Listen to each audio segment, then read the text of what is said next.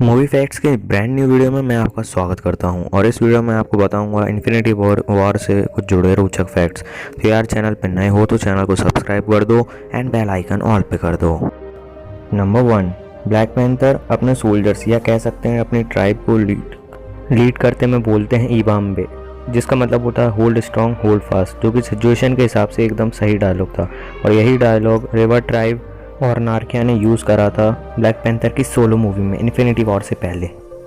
Number 2, इस movie में Thor 1 के डायरेक्टर केनेथ ब्रानाक का एक वॉइस कैमियो है, जो कि मूवी के शुरू में जब थैनोस थॉर के शिप पे अटैक करता है तो एक वॉइस ट्रांसमिशन के रूप में केनेथ ब्रानाक की वॉइस को यूज़ किया गया, जो कि कुछ इस प्रकार था।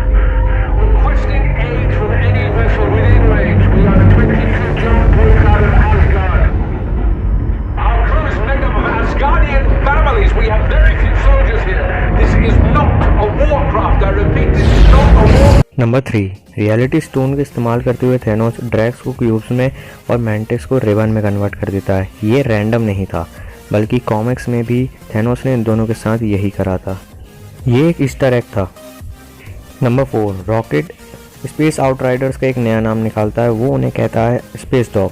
असल में ये मूवी में नहीं था, पर जब मूवी की टेस्ट स्क्रीनिंग हुई तो ऑडियंस में से किसी एक ने इसे स्पेस डॉग कहा और डायरेक्टर को ये पसंद आया और फिर क्या था, फिर इसे मूवी में ऐड कर दिया। नंबर 5, मूवी में पीटर पार्कर कई बार पॉप कल्चर का इस्तेमाल कर रहा था और टोनी स्टार्क ने परेशान होकर ये किस्सा ख़त्म करने को कहा, लेकिन टोनी स्टार्क खुद ही इतने सालों से हर मूवी में पॉप कल्चर का इस्तेमाल करते हुए कई हीरोज़ का निकनेम रख रहा था। जैसे रोकी को उसने रेंडर गेम्स कहा, थॉर को पॉइंट ब्रेक और हॉकाई को लेगोलस और बकी को the Manchurian candidate. Peter Parker की नहीं बल्कि टोनी स्टार्क भी पॉप कल्चर में माहिर है। नंबर 6, हल्क डॉक्टर स्ट्रेंज की सेंटोरियम में क्रैश करता है और उन्हें थैनोस के बारे में आगाह करता है। ऐसा ही कुछ हुआ था द इन्फिनिटी गॉन्टलेट इशू 1 में, जहां सर्फर डॉक्टर स्ट्रेंज की विंडो में क्रैश करके उन्हें थैनोस के बारे में आगाह करता है। नंबर 7, इन्फिनिटी वॉर के फ्रेंच वर्जन में टोनी स्टार्क इन्फिनिमो को स्क्विडवर्ड की बजाय वोल्डेमॉर्ट बुझाता है, क्योंकि फ्रेंच में स्क्विडवर्ड का मतलब कालो है, जिसकी वजह से जनता को हंसी भी नहीं आती, तो थोड़ी कॉमेडी डालने के लिए स्क्विडवर्ड को वोल्डेमॉर्ट बुलाया गया। नंबर 8, इन्फिनिटी वॉर में रेड स्कल का छोटा सा कैमियो है। विंटर सोल्जर में यूवे विंग्स ने ये रोल प्ले करा था, पर उस मूवी के रिलीज़ होने के बाद उन्होंने बताया कि उन्हें ये रोल पसंद नहीं और अब कभी भी वो ये मूवी में MCU में काम नहीं करेंगे। तो इन्फिनिटी वॉर में जब हमने रेड स्कल देखा वो CGI की मदद से इस्तेमाल किया गया, जिसे प्ले करा था, आवाज़ दी थी रोज मैकवर्ड ने। नंबर 9, टोनी स्टार्क के पास जो कैप्टन अमेरिका का फ्लिप फ़ोन था वो ब्रूस बैनर यूज़ करता है कैप को फ़ोन करने के लिए। तो जो नंबर अभी दिखाया जा रहा है वो कैप्टन अमेरिका के फैंस के लिए। रूसो ब्रदर्स ने डिसाइड करा था कि एक वो ओरिजिनल नंबर रखेंगे, जो भी उस पर कॉल लगाएगा उसे कैप्टन अमेरिका का वॉइस मैसेज मिलेगा, पर शायद MCU वालों को ये आइडिया पसंद नहीं आया और ऐसा कुछ भी इम्प्लीमेंट नहीं किया गया। नंबर 10, इन्फिनिटी वॉर में वैसे तो काफ़ी सारे फाइटिंग सीन थे, लेकिन एट द एंड उन्हें ऐड नहीं किया, या तो उन्हें फाइनल स्क्रिप्ट में ऐड नहीं किया, जैसे कि ड्रैक्स की थैनोस से लड़ाई एंड कैप्टन अमेरिका का अल्टरनेट इंट्रोडक्शन एंड थॉर और रॉकेट की डबल हेडेड स्नेक से लड़ाई। नंबर 11, इन्फिनिटी वॉर की कास्ट को लास्ट शूट के लास्ट डे तक नहीं पता था कि वो थैनोस के स्नैप को सर्वाइव कर भी पाएंगे या नहीं। उन्हें उस दिन पता चला जब लास्ट डे वो शूट हुआ था। एंड सूरी जैसे कैरेक्टर जिन्हें ऑन स्क्रीन नहीं दिखाया जा सकता था, उन्हें ब्लैक पोस्टर निकलने के बाद पता चला कि वह मरने वाले हैं। नंबर 12, न्यूयॉर्क में अवेंजर इन्फिनिटी वॉर के स्क्रीनिंग के टाइम पे मार्क रफेलो के साथ कुछ बहुत ही भयानक हुआ। जी हाँ, ऑडियंस में बैठे एक जना अचानक से चिल्लाने लगता है और अपनी गुस्से में अपनी शर्ट फाड़ देता है। मार्क रफेलो ये देख के इतना डर गए कि वो अपने बेटे के साथ तुरंत ही वहाँ से निकल गए। शायद वो फ़ैन इसलिए गुस्सा था क्योंकि MCU वालों ने तो हल्क को उसके असली रूप में नहीं लाया। नंबर 13, मूवी में ये किसी को नहीं पता था कि वांडा और विजन मैरिड हैं, और यहाँ तक कि आज भी बहुत से लोगों को यही नहीं पता कि वांडा और विजन मैरिड हैं। लेकिन रूसो ब्रदर्स ने बताया कि इस मूवी में एक छोटा सा हिंट था कि जब नताशा कॉल्वर स्लेव पे हमला करती है तब प्रॉक्सिमा मिडनाइट का जो रिएक्शन था वही इसका हिंट था। नंबर 14, वैसे तो मूवीज़ में काफ़ी फाइट हैं, लेकिन पहली फाइट थैनोस वर्सेस हल्क। जी हाँ, थैनोस वर्सेस हल्क। इस समय थैनोस के पास पावर स्टोन भी है, पर उसने इसका इस्तेमाल नहीं किया क्योंकि थैनोस ये बताना चाहता था कि वो अकेले और 1-on-1 फाइट में मास्टर है, उसे कोई नहीं हरा सकता। और वैसे देखा जाए तो MCU में ऐसा कोई भी एवेंजर नहीं है जो कि थैनोस को 1-on-1 फाइट में हरा दे, अब चाहे वो आयरन मैन ही क्यों ना हो। हाँ, थॉर कर सकता है ये काम, पर थैनोस के पास उससे कई अच्छी फाइटिंग टेक्निक है।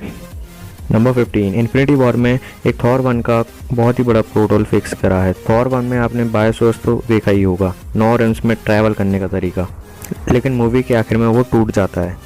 मतलब अभी ट्रैवल तो संभव नहीं है, लेकिन एवेंजर्स में थॉर ऐसे ही ट्रैवल करते हुए दिखता है और कहता है ओडिन ने अपने डार्क मैजिक से मुझे घर बुलाने की कोशिश की। तब सवाल उठे कि जब बायोफोर्स नहीं रहा तो इन सब का क्या मतलब है।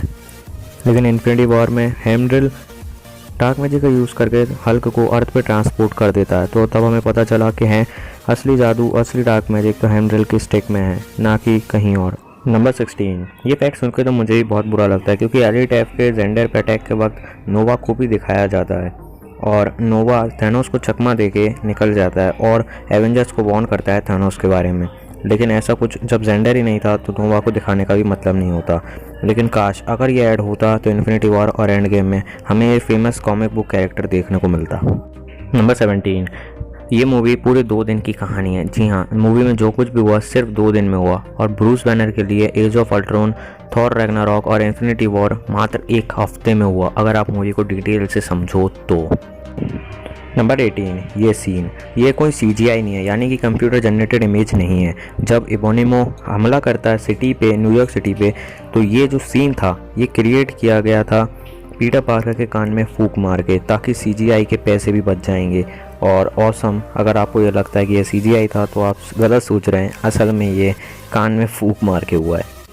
नंबर 19 स्टीफन मैकफ्ले, इन्फिनिटी वॉर के स्क्रिप्ट राइटर। जी हाँ, इन्होंने बताया कि एक इन्फिनिटी वॉर में एक सीन होने वाला था जब इबोनिमो अटैक करता है आयरन मैन और पीटर पार्कर और डॉक्टर स्ट्रेंज पे। तो डॉक्टर स्ट्रेंज आयरन मैन का सूट पहनने वाला था और आयरन मैन डॉक्टर स्ट्रेंज का। तो सोचो ये कितना ऑसम होता। और ये ऐड भी किया गया था मूवी की फाइनल स्क्रिप्ट तक, लेकिन मूवी की ड्यूरेशन बढ़ जाती तो इसलिए इस मूवी को, इस सीन को काटा गया। क्या आपको लगता है ये सही था?